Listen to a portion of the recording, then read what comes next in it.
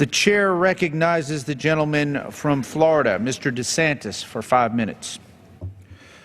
Thank you, Mr. Speaker. U.N. Resolution 2334 was an anti-Israel resolution that sought to erase the history of the Jewish people and their connection to their historic homeland. Under 2334, the Western Wall, which is the holiest site in Judaism and the last remnant of the Second Temple, is considered occupied territory.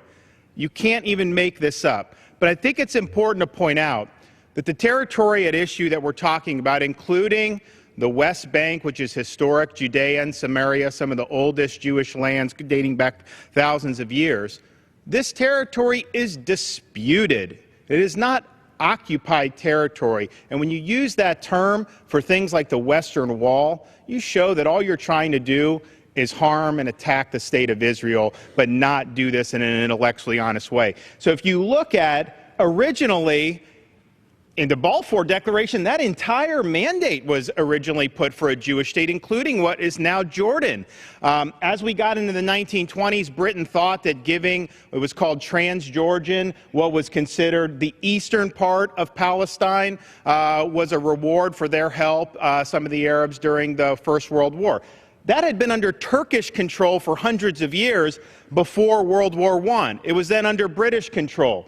So you have this British mandate, and they eventually give Jordan everything east of the river, but then Jewish Palestine, this was a Jewish state. All of Israel proper, Jerusalem, Judea, Samaria, you name it. That was what Britain wanted to do, and the League of Nations in 1922, which is the last legally binding document, recognized that as well.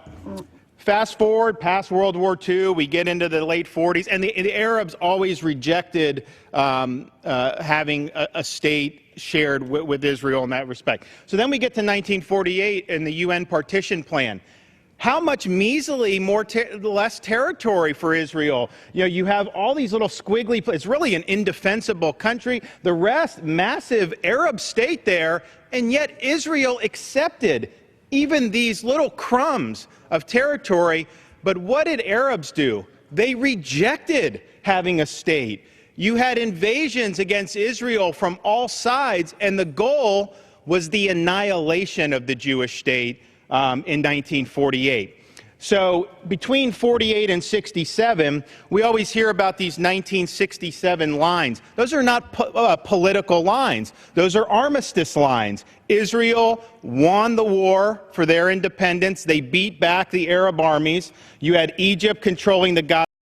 You had the Jordan controlling Judea, Samaria, what we know as the West Bank. So those were armistice lines, never internationally recognized. Jordan's occupation of the West Bank was not recognized internationally.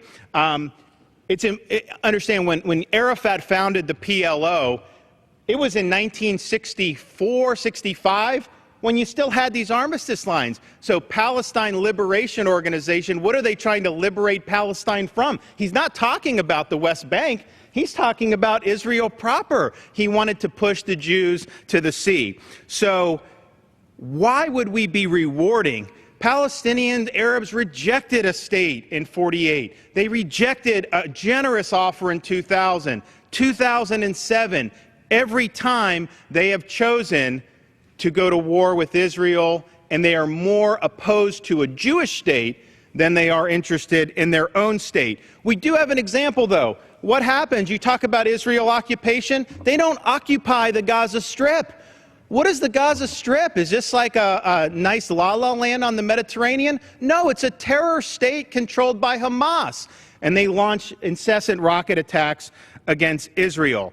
So a Palestinian state in this area, Judea, Samaria, West Bank, would be what they call Judenrein. It would be free of Jews. They would ethnically cleanse every Jew who was in anything considered earmarked for Palestinian Arabs. It's an interesting contrast because in Israel, Arab Israelis live and prosper, and they're treated as equal citizens. So we have to get this straight.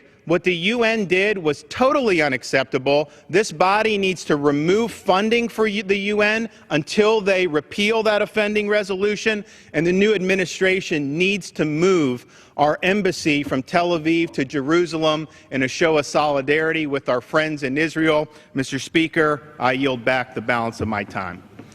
The gentleman